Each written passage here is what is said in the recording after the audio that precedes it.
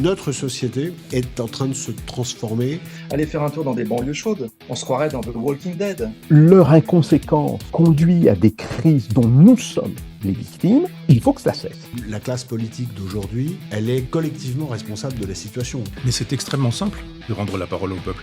Là où c'est devenu un problème, c'est qu'on est devenu un peuple materné. La défense d'un pays passe aussi par la défense de la civilisation. Il y a un mépris d'une classe, d'une caste qui est totalement déconnectée de la réalité. Plutôt que de franciser la Corse, il s'agit de corsiser la France. Les hommes politiques, il n'y a rien de pire contre des gens qui n'ont rien à faire de la France. Beaucoup de nos concitoyens sont désabusés et ils n'y croient plus. On ne peut plus rien dire, on ne peut plus rien dire. Quand on est maastrichtien, on trahit le peuple. Point, à la ligne, c'est tout, c'est pas compliqué.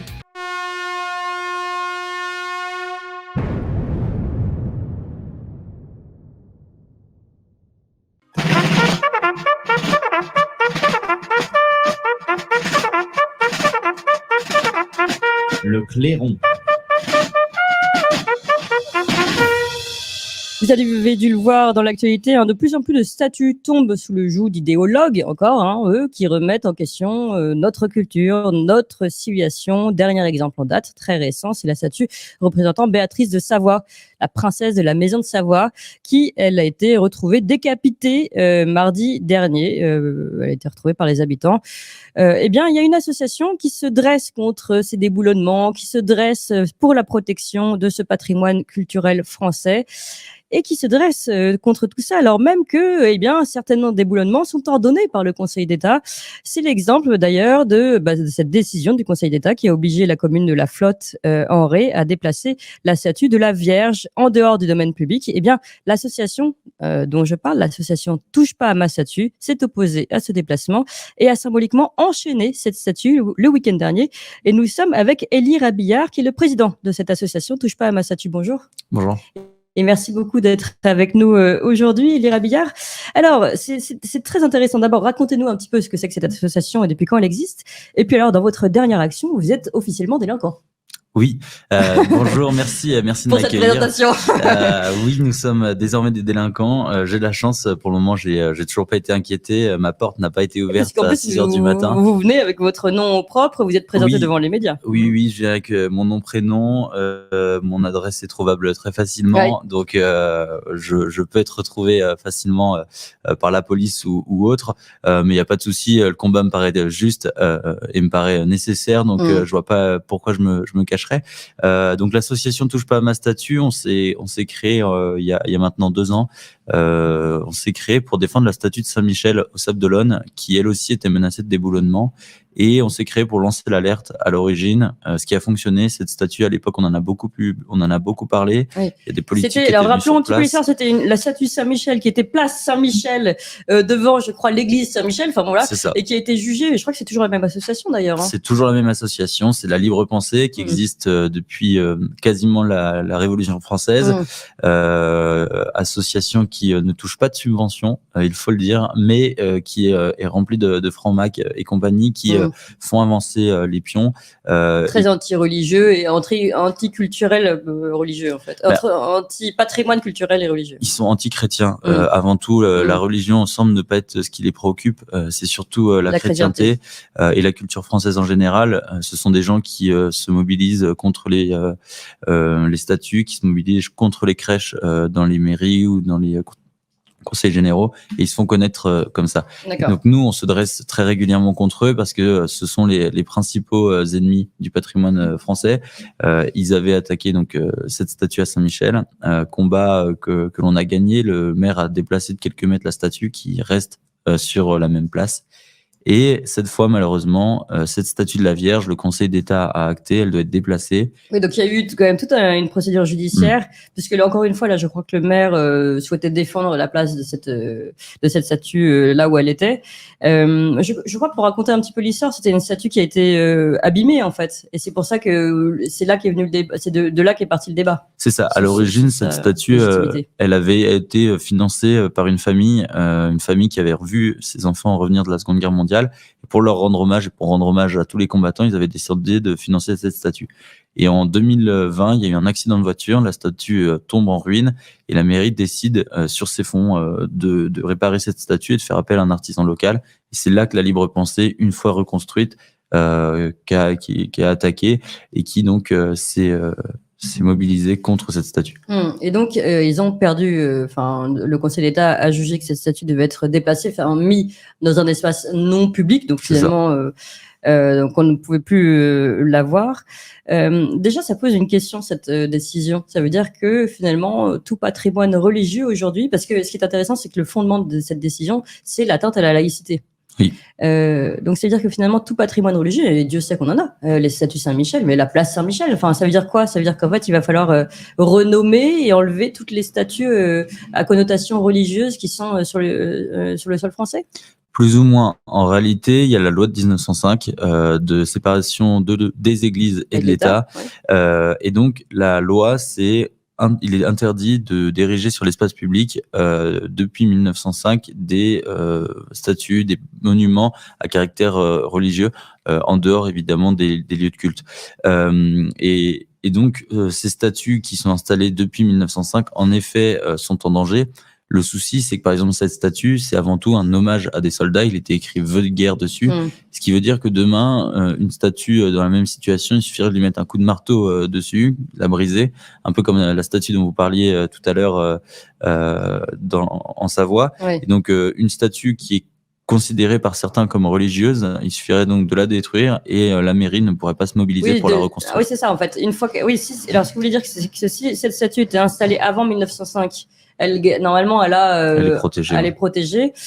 Après, elle peut être inquiétée. Et alors, si de fait, elle est abîmée aujourd'hui, finalement, le fait qu'elle soit restaurée peut entraîner justement ces procédures qui disent attention, atteinte à la laïcité, donc pas de restauration de ces statues. C'est ça. Si la statue a été installée après 1905. Ça veut dire que là, toutes les statues quasiment une grande majorité de notre patrimoine peut être inquiétée.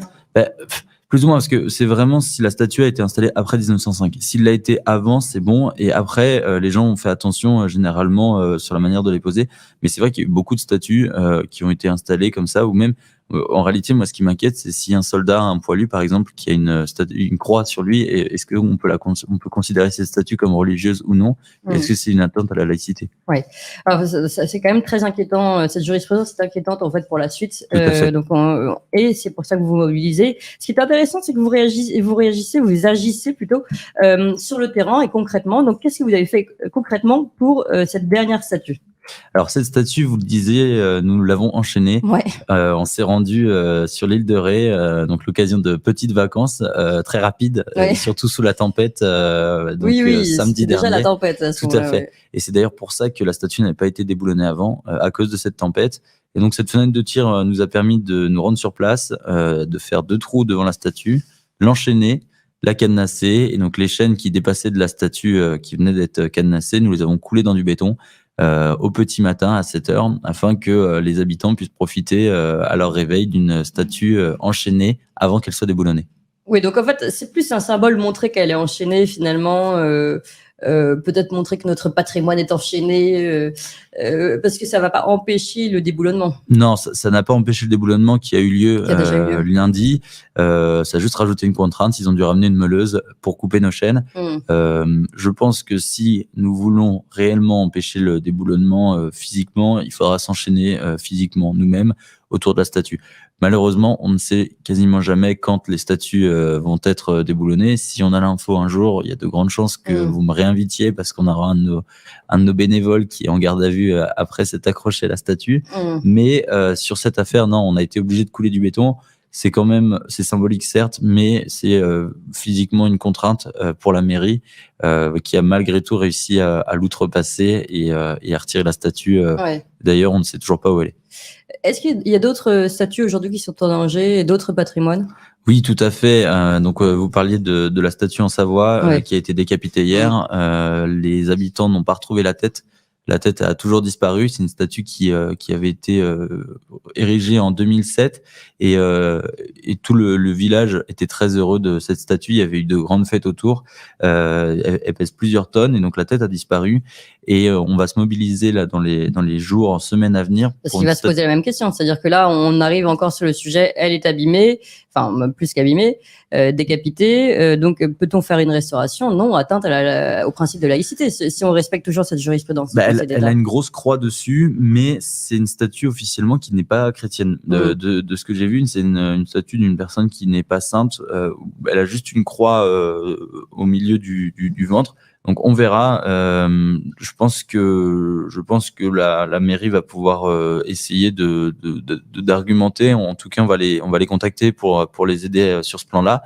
Et on va se mobiliser en plus pour des statuts d'explorateurs. Je parle bien d'explorateurs. Christophe Colomb, Vasco de Gama.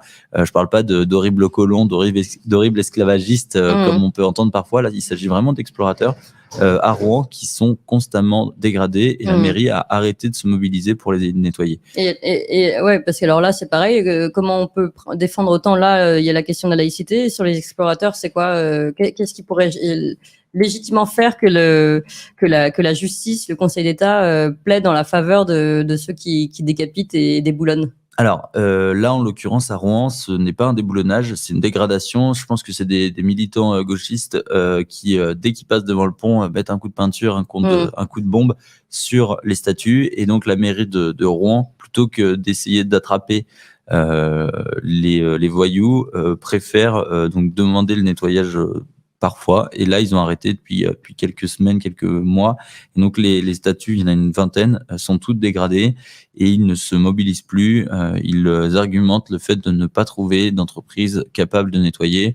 Pourtant, à travers toute la France, c'est pas rare d'avoir des statues dégradées et les mairies parviennent toujours à les nettoyer. Je suis un peu étonné que la mairie de Rouen, qui s'était fait connaître, on le rappelle, avec la statue de Napoléon, oui, tout à fait, qu'ils avaient voulu déboulonner. Et ils avaient lancé une pétition, un grand référendum, oui, c'est ça, un référendum local, qui avait signifié très clairement le fait que les habitants de Rouen souhaitaient garder cette statue.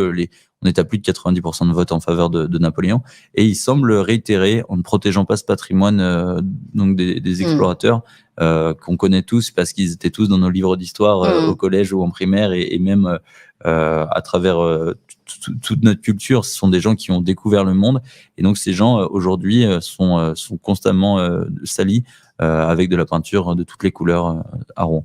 Ouais, mais ça pose quand même, encore une fois, de vraies questions. En préparant ce sujet, j'ai réalisé, puisque j'avais déjà suivi ces actualités, mais j'ai réalisé à quel point c'était grave. C'est-à-dire que à partir du moment où le Conseil d'État, donc on en a la plus haute juridiction administrative, décide que, au nom de la laïcité, en effet, ces statuts à caractère religieux doivent être déboulonnés, et c'est vraiment la fin de notre patrimoine français, parce que quasiment tout notre patrimoine est religieux. Il se trouve que nous avons une culture chrétienne, qu'on le veuille ou non, et donc ça veut dire nier tout simplement nos racines, mais toutes nos racines. Ça veut dire que je veux dire, on a des croix quasiment dans tous les villages, des statues. Enfin, je trouve qu'en fait là, on a donné un feu vert à l'anéantissement de notre culture. On a ouvert la boîte de Pandore, pardon, c'est certain. La République est laïque, mais la France, elle est chrétienne. Ce qui a fait notre civilisation, ce qui a fait notre culture, c'est la chrétienté. Ça se vérifie partout. Et aujourd'hui, en effet, le problème, c'est que le Conseil d'État valide le déboulonnage des statuts. Donc, on se retrouve à avoir les plus hautes juridictions qui défendent la destruction du patrimoine, et en parallèle, des militants d'ultra-gauche qui vont dégrader le patrimoine et qui donc se retrouvent à avoir leurs actes validés d'une certaine manière, différemment, effectivement, de dégradation et de destruction du patrimoine. Donc oui, qu'est-ce qu'on peut faire de ce côté-là? Contre qui? Contre les gens qui dégradent? Oui, sur ce terrain-là, contre ceux qui dégradent, et puis même ce qui se passe juridiquement aujourd'hui. Il y a quand même une prise de conscience à avoir du côté des Français. Alors, sur la mise en danger de notre patrimoine. 2 choses. Déjà, veiller à ce que les gens qui dégradent, il y ait des enquêtes qui soient faites. Veiller à ce que lorsqu'il y a des procès, ils soient bien inquiétés. Et donc ça, il faut faire attention. Il faut pas hésiter à nous remonter l'information. Il faut pas hésiter non plus à nous rejoindre, à nous contacter. On est disponible sur tous les réseaux sociaux. On a un site web. Et nous, notre mission, on se donne à cœur de lancer l'alerte, de prévenir les gens, et donc de participer à médiatiser toutes ces affaires. Je pense que si les Français ont tous conscience d'à quel point le patrimoine est en danger, les lignes peuvent changer, les lignes aux différentes élections peuvent peut-être changer. Ça peut aussi bousculer, je vous ai coupé, mais la pression qu'on peut faire vis-à-vis des politiques, justement, vous parliez de ces maires qui ne réagissaient pas. Si déjà il y avait une pression différente, ça pourrait peut-être changer les choses. Et on voit que quand un maire s'investit vraiment, on l'avait vu pour la statue de Saint-Michel, ça avait pu vraiment aider à la préservation de cette statue. C'est ça. En réalité, le vrai danger avec ces statues qui sont déboulonnées, c'est qu'elles le soient sans qu'on en parle. Si demain, la statue de la Vierge, elle était retirée et que nous ne s'étions pas mobilisés, je pense qu'on en aurait très peu entendu parler. Il y aurait quelques médias locaux qui auraient fait une dessus, mais peut-être pas des médias nationaux, peut-être que je ne serais pas là aujourd'hui. C'est certain si je m'étais pas mobilisé. Mais c'est vrai que je pense qu'il est important pour nous de lancer l'alerte pour que ces statues qui sont déboulonnées, elles ne le soient pas dans l'oubli. Nous, sur notre site, on commence à référencer toutes les statues, tout le patrimoine qui est dégradé. Et je pense qu'il y a un vrai travail à faire d'archives pour voir, se rendre compte vraiment de la tendance de fond qui va vers cette destruction du patrimoine. Et demain, en continuant à nous énerver, en continuant à nous mobiliser, à faire parler de ça, je pense qu'à long terme, on peut gagner le combat parce que les gens ont un ras-le-bol général de tout ce qui se passe, et particulièrement quand on s'attaque à leur patrimoine, qu'on soit de gauche ou de droite, qu'on soit catho ou non. Et ça, pour le coup, j'ai été surpris, mais on reçoit énormément de messages de gens de toute religion et beaucoup d'athées, pour qui, comme nous, parce que nous, c'est ce que nous argumentons toujours, ces statues, avant d'être chrétiennes, elles sont surtout culturelles. C'est la culture française. Ouais. Et s'y attaquer, c'est pas seulement s'attaquer au pape, c'est avant tout s'attaquer à l'essence de la France et à l'essence de notre culture.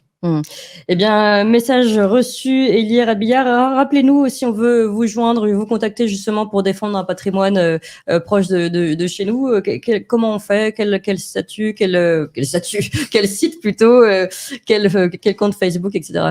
Alors, vous allez sur le site internet qui s'appelle touchepasamasstatue.fr. Les réseaux sociaux, c'est touche pas à ma statue, pareil. Vous agissez partout en France? On agit partout en France. Vous pouvez adhérer sur notre site et dès qu'il y a une affaire, dès qu'il y a un scandale, on envoie un message à nos adhérents sur place, on les contacte et puis on voit avec eux ce qu'on peut faire. Donc, n'hésitez pas à nous rejoindre, c'est 10 € par an et de toute façon, on est joignable par mail, par téléphone, il y a tout qui est sur notre site. Donc 24 heures sur 24, 7 jours sur 7. Quasiment, ça fait quelques jours que je dors pas en effet. Merci beaucoup, mais en effet, on voit en tout cas que vous avez réussi à faire du bruit autour de ces statues qui sont en danger et c'est tout à votre honneur. Merci beaucoup Élie Rabillard et merci à toute votre association Touche pas à ma statue. On continuera donc je pense malheureusement d'entendre de vos nouvelles, parce que je dis malheureusement parce que ça veut dire que les statues sont encore en danger et puis notre patrimoine culturel et religieux.